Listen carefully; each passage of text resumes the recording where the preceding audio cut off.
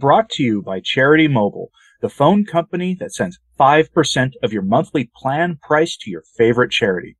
No contracts, nationwide coverage, risk-free guarantee. Learn more at CharityMobile.com. How hard is it to follow basic instructions? One critique we often hear from people, we'll call them modern Catholics, is that there are too many rules in Catholicism and we all need to lighten up a little bit. That critique is based on the fact that a lot of things in the life of a Catholic is very much governed by the Church, right down to a lot of details, and nothing more so than the distribution and the administration of the sacraments. We got news on Monday that Archbishop Naumann up in Kansas City had discovered that at some of his parishes, through word of mouth from some seminarians, that not a single Mass offered there for several years was valid. How do we know that? Because they were using invalid matter. They were using the wrong kind of wine. Some might think this is not a big deal, but the Church has said since the very beginning that only certain kinds of wine can be used. Thus, the blood was not confected. This becomes an issue because at the holy sacrifice of the Mass, at the altar, when the miracle transubstantiation occurs, the sacrifice is only completed. Transubstantiation is only completed when both the Eucharist in the bread and in the precious blood are consumed by the priest. That is when the whole process is finished.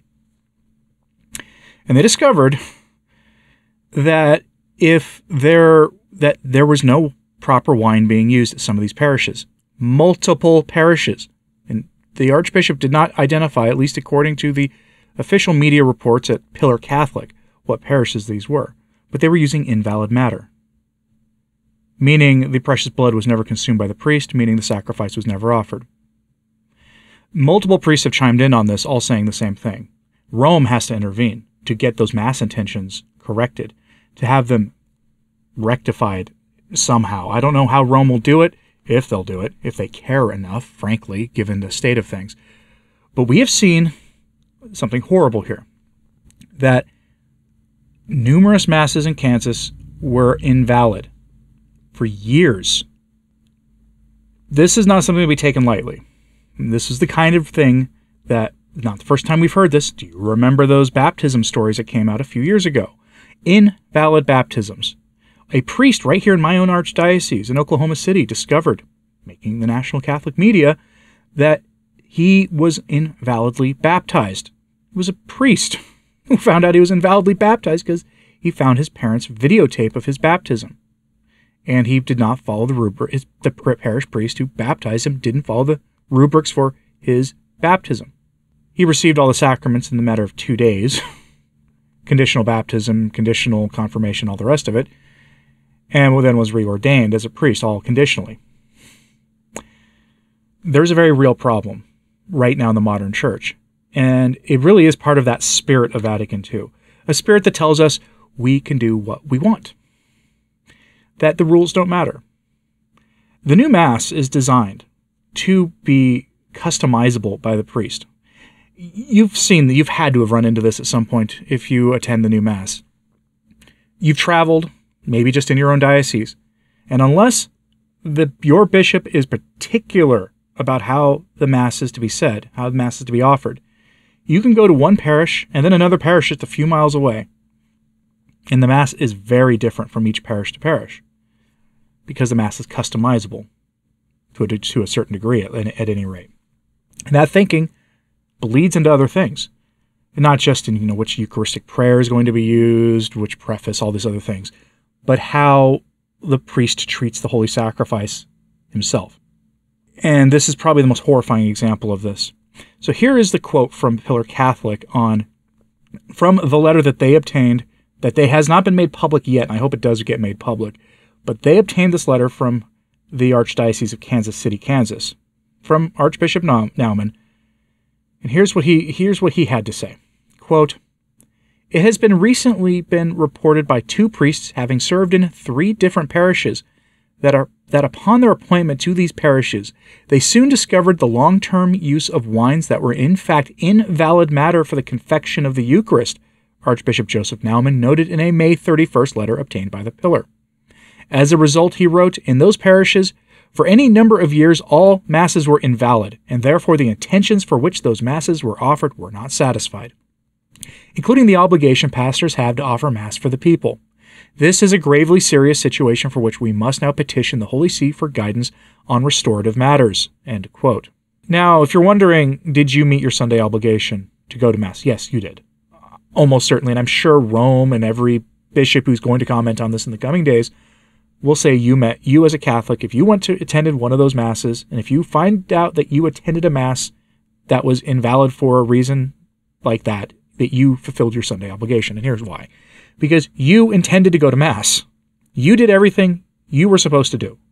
You went to Mass. If you received the Eucharist, I'm hoping you went to confession and were in a state of grace before you received. You did everything you were supposed to do.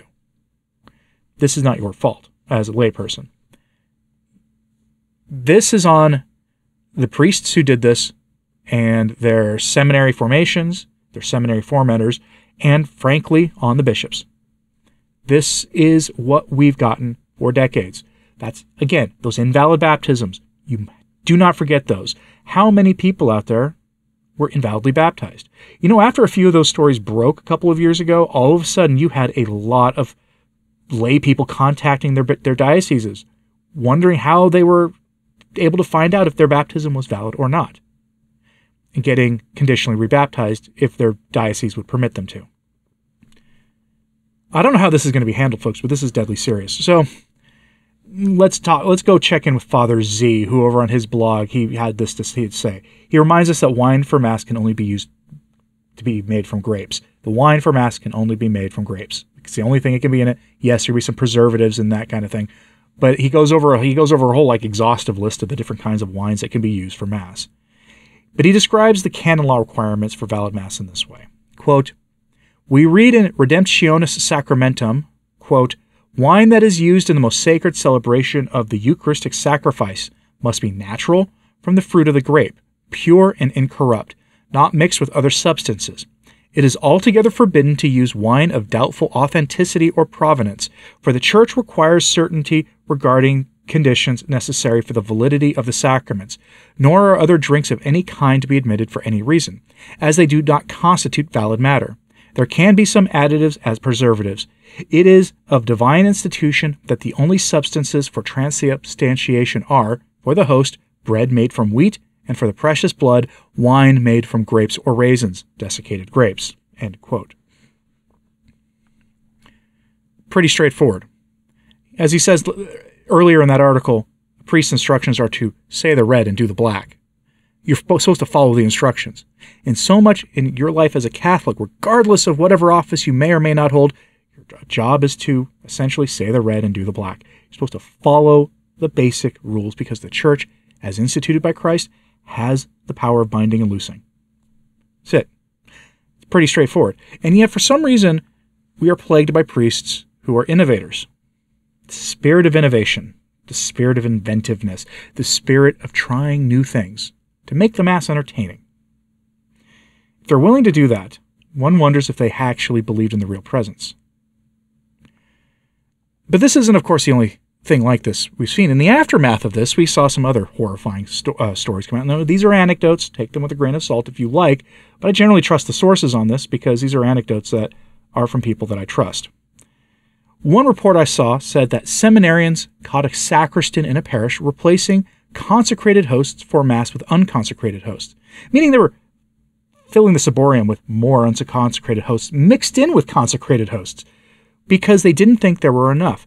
These were to be mixed again with already consecrated hosts, meaning the new hosts would not be consecrated, meaning anybody who received one of them was not receiving the body, blood, soul, and divinity of Christ when they received one, because they were simply eating a wafer.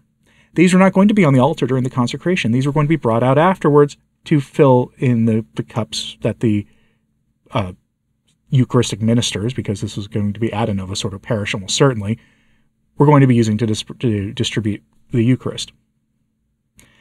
By the way, if you kneel before one of those in an act of adoration, as a Catholic should, guess what you're doing? You're committing an act of material idolatry, because that is not the body, blood, soul, and divinity of Christ. It is a wafer. But you don't know which one it is, so there's no sin there. Not for you, anyway. Another report I saw said that a layman found tortilla chips in tabernacles at one parish. Yeah. The same person reported that in another instance he found in a parish where the opened, unconsecrated wine bottle should have been stored, because sometimes the wine, when they're refilling the vessels for the consecration, there's still wine left over in the bottle, so they store it in a place that's appropriate for it. Where they found one of those, they found grape juice instead in a bottle. Yeah, like you might find at some particularly odd and uniquely American Protestant worship center. That's what they found. This is a much bigger problem than I think Archbishop Naumann might be willing to publicly admit that is. Most of the bishops today in the church aren't willing to admit just how widespread of a problem this is. And yet we have a lot of stories like this. So what do? I refrain from telling people, like a lot of traditionalist commentators will say, get out of the Novus Ordo. I cannot make that decision for you, but I will tell you that it was stories like this that got me motivated to drive 45 minutes sometimes and 90 minutes each way to get to Mass, to a traditional Mass for my family, because we didn't have to worry about this stuff there. The priests who are attracted to the traditional Latin Mass or Eastern Masses, if you prefer, the Eastern Divine Liturgies, they are not usually ones taken by the spirit of innovation, regardless of whichever traditionalist priestly fraternity or Eastern rite that they belong to. They're not taken by the spirit of innovation, the spirit of Vatican II. If you worry about this, and if it is an option for you, I would suggest considering it, but ultimately that is your decision to make. But I will tell you this much, this does feed into all the rhetoric that you see from a lot of harder-line traditionalists about the validity or alleged non-validity of the Novus Ordo. I'm not saying it's not a valid Mass, but many do. And these stories definitely feed into that, because guess what? Those Masses were not valid, as Archbishop Naumann himself said. Let me know if you're in the Archdiocese of Kansas City, Kansas, and if this is the first you're hearing about this, or if this has started sending shockwaves through your diocese. Let me know in the comments, please. Let me know if you've heard of this happening in your diocese if you're not there, and what you would do if this did start becoming publicly known that this was a problem in your diocese as well. Let me know in the comments, please. Like and subscribe if you haven't. It does help, so does sharing this on social media. That helps a lot too. As always, pray for the church. I'm Anthony Stine. Ave Maria.